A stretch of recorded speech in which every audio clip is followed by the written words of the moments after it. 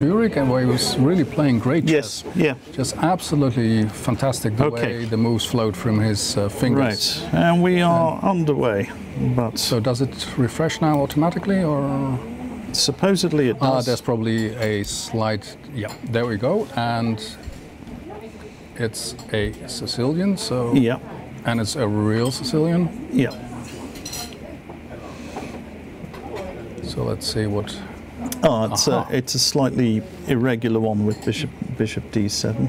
Yeah, so a bit of an unusual Sicilian. It's a sort Magnus of Carlsen. it's like a Sicilian Najdorf, but not quite. Yeah. It's not clear whether somebody kept playing this against me in Blitz. I wonder whether it. you never know actually with these people. Yeah. They sometimes play under pseudonyms.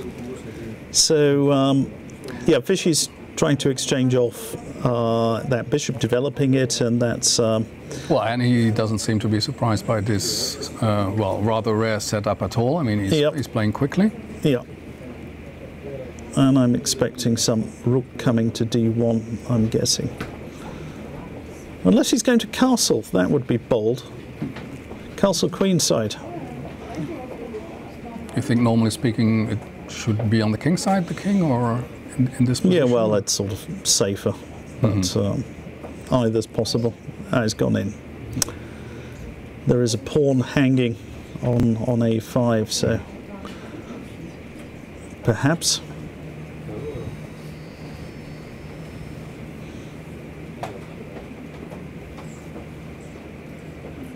So what are you going to do about that? I'm not sure. Not sure. Bishop takes d5, maybe, and b6. Is that too passive? Maybe it's too passive. Bishop takes d5 and b6, perhaps. Well, maybe you don't have a choice, do you? Yeah. Bishop takes d5 and knight b4 even. Yeah.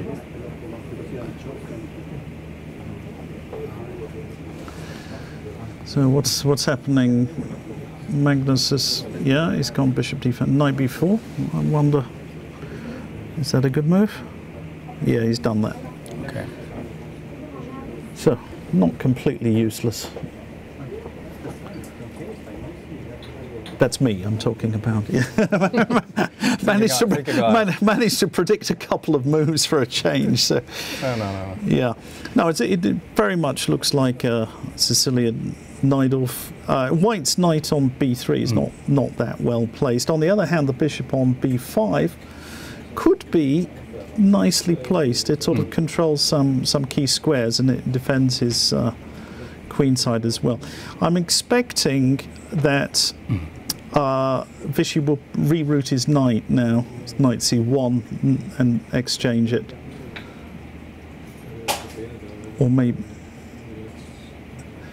Magnus has defended this pawn on b6. So I think this knight is going to maneuver around to c1, and then it will. Oh no, completely different idea, and maybe possibly a good one.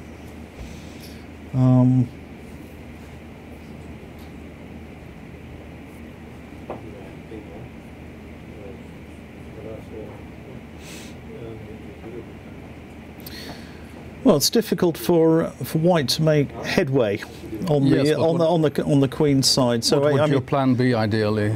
I think now we're going to see everything going. White will try and play f4. Magnus will put a bishop on g5, I guess, and then try and play f5 and try and expand on this side of the board. Interesting position.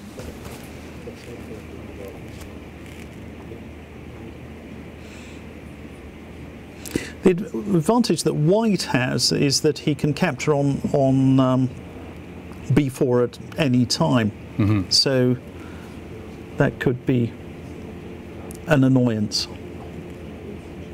King h1, very prophylactic move. But does black have attacking chances on the king side at some point? Well, bishop g5, bishop f4. No, it's maybe Magnus is going to play like he played in the World Championship against Karyakin with some e4 sacrifice, but here it seems to make less sense. Okay. Oh, this is interesting because I think Vishy's going for a push now. Yes, that's why he took back with the a pawn. He was ready to make a sacrifice in the centre, but Magnus has avoided that. And now it's interesting because Vishy has a very powerful pass pawn on the queen side, but Magnus has play in the centre. So unbalanced position.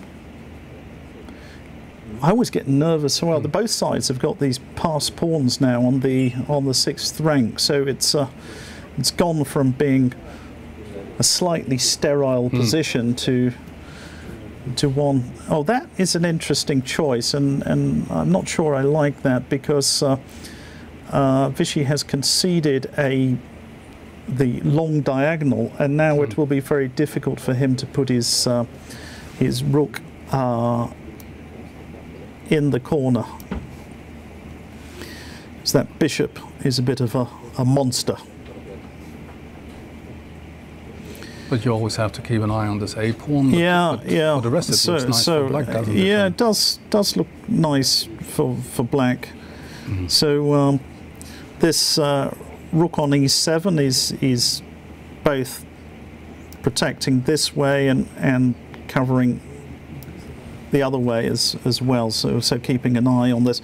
Oh! That pawn is getting dangerous. But I'm expecting I'm expecting an exchange sacrifice any moment.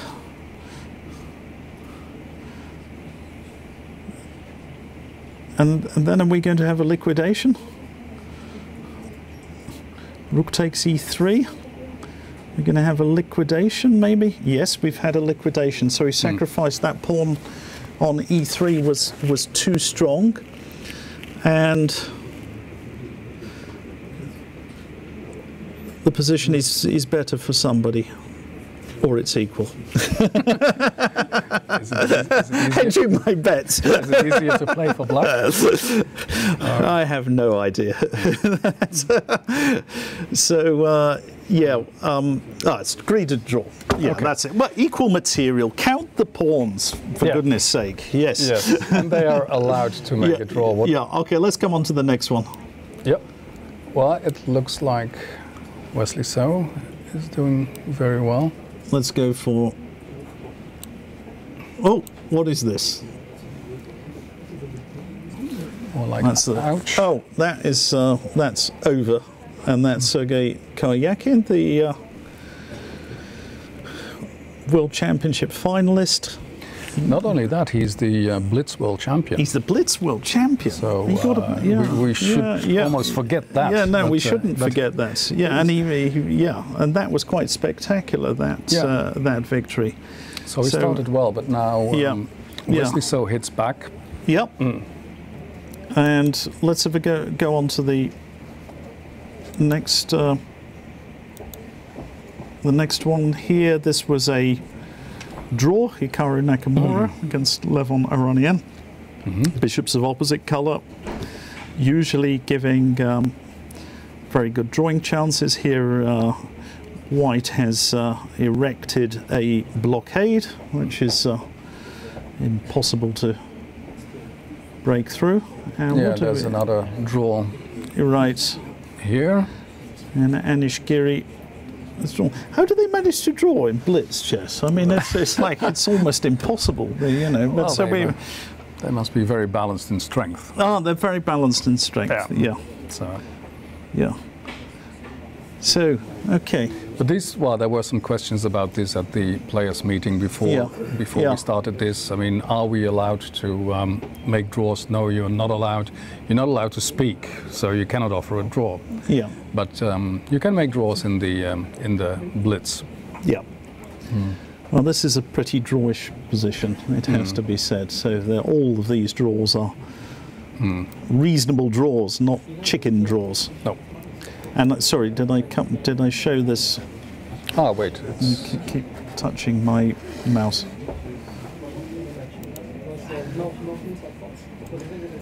Yeah, and so that was it. So Fabiano Caruana is not such a great blitz player in general, but yeah, I made the mistake at the Tradewise Gibraltar tournament. I was invited to join one team. And they have a friendly blitz tournament, but I was asked at a time when I'd already consumed one bottle of red wine, and on the same day. well, a couple of minutes before that. Then I had to play Fabiano Caruana. I was completely winning, but unfortunately the effects of that got to me. At some moment he took my queen, and I didn't notice that my queen was on prise, but. Yeah, and he took it anyway. He took it anyway. Anyway, so drinking and chess do not mix. Not recommended. But beating Maxime Vacher-Lagrave, that's a big scalp. Yep, that's right. And, so two wins. Yep. Which means that Levin Aronian, he's in the lead alone with 1.5 from 2. Yep. And then there's a bunch of. No, wait. Okay, we're going to take a mini break.